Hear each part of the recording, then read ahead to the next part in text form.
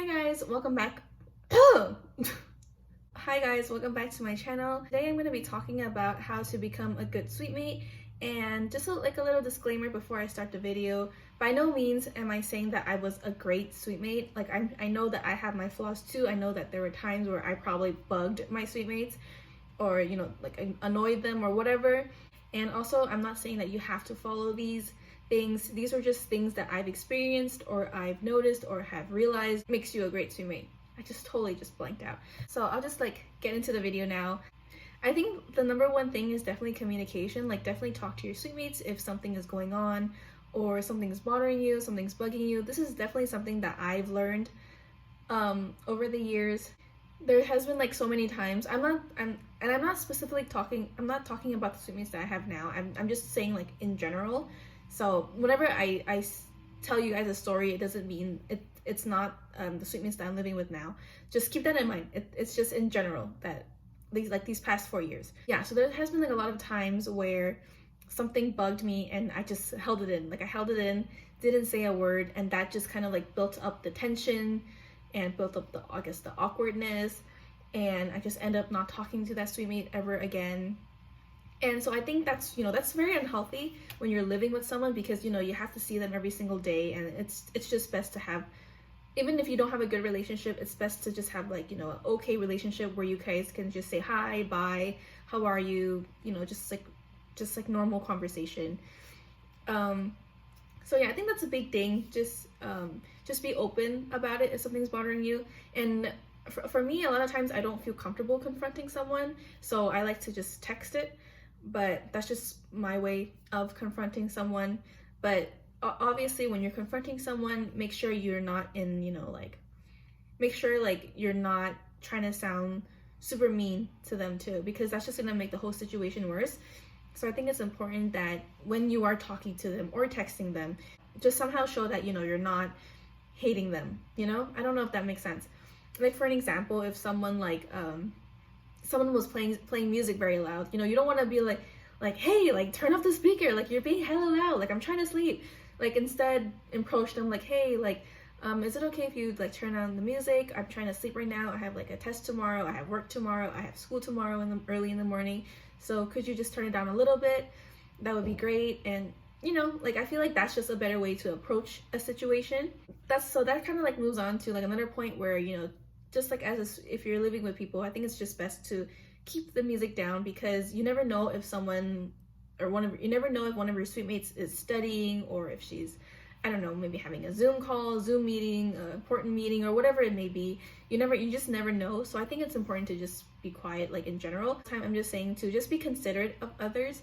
If one of your things broke and for sure that you didn't break it, and so just ask them nicely too. You don't want to be hey, I know you broke my cup, pay me back or something, or buy me another one. You don't want to approach them like that. You want to just be hey, I noticed that my cup broke and I'm not sure who broke it, but it'd be great if you just let me know next time that you broke one of my items, because I don't want to just find out like that and no one said anything. Another thing that I think it's important to talk about is to let your suitemates know if you can bring people over, if you want to bring someone over to have a sleepover. I think that's important to tell them, because this is also their place too, and I think it's just respectful to let them know, or to ask them that, oh, I'm bringing a friend over, oh, I'm bringing a girlfriend over, or I'm bringing a boyfriend over, and can they sleep over? Another thing is talk about cabinet spaces or fridge spaces, because you have a very depending on how much people you live with, you might have a very limited cabinet space or fridge space. So definitely talk it out with them. See let's say Anna has more stuff, has more kitchen stuff, or has more food to or I cook more, or stuff like that. You can just talk to them oh, since Anna has more of those kind of stuff, maybe she can have more space. Or you guys can also talk about who's gonna bring a toaster, who's gonna bring a water kettle, who's gonna bring just items like toilet paper, paper towel, or what's it called, a dish rack. So those are other things that you guys can definitely talk about, because imagine living with 5 girls and all 5 girls bring a dish rack. You're not gonna have any space to put all those 5 dish racks. Maybe you do, I don't know, but for me, I don't have that. For my dorm, I don't have that kind of space. And so you should definitely talk it out with them. Maybe just have one person bring it. Maybe like one person can bring a dish rag, another person can bring a toaster, another person can bring like a water kettle or whatever. Another thing is to definitely clean up after yourself. I think that's a big thing. You know, like if you've eaten, you know, wash your dishes, you know, wipe down the counters, pick up your hair in the drainer. I think that's a big one for people who have long hair, because you know our hair is obviously is going to fall off and it's going to get in the drainer and it's going to get stuck. So you know, just like pick up after yourselves, because like let's say like, you know, I'm cooking, right, and then I leave a huge mess in the now now one of my suite mates want to eat and they want to cook something. Obviously they're not going to like cooking in the messy kitchen, so you know, just always clean up after yourself. Just wipe down everything that you've used, or you know, that wipe or like wash everything that you've used. And another thing that I did, I think it was my last year, it was so we kind of rotated chores. So some of the things that we had was, you know, to wipe down counters, wipe down like the sinks, wipe down the mirrors, vacuum, you know, like clean the toilet, clean the bathtub. Yeah, so like those are some of the things that, like some of the chores that we had, and we would just rotate it like every 2 weeks. So I feel like that's just more fair, because if you have someone vacuuming all the time, someone cleaning the toilet all the time, you know, they're not gonna, unless they really don't mind. Some people might not like that, might not want to clean the toilet every 2 weeks, you know, they might want to do something else. So I think rotating these chores can, you know, just fix that problem. You should always ask before you use something, unless you've agreed to share it. So for us last year, we had like a list of things that we can share. I think one of the things was like my friend had a crock pot and she didn't mind sharing that. I think some of our pots and pans, like we all agreed to share it. And you know, obviously you want to wash it and clean it after you finish it. And I can't remember what else we had, but I know we had like a list of things. Oh, I think a vacuum, because I brought a vacuum, so I agreed, like, yeah, like obviously let's share it. Yeah, you can like you can write it down, or just, you know, take a mental note. I kind of talked about this earlier, but you know, discuss who's getting what, like toilet paper wise or paper towel. You know, you don't want like every single suite mate to get, you don't want like every single suite mate to get one, because that's just gonna be a lot. So maybe like just have one person get it and pay them back, which is what I've been doing the past like 3 years.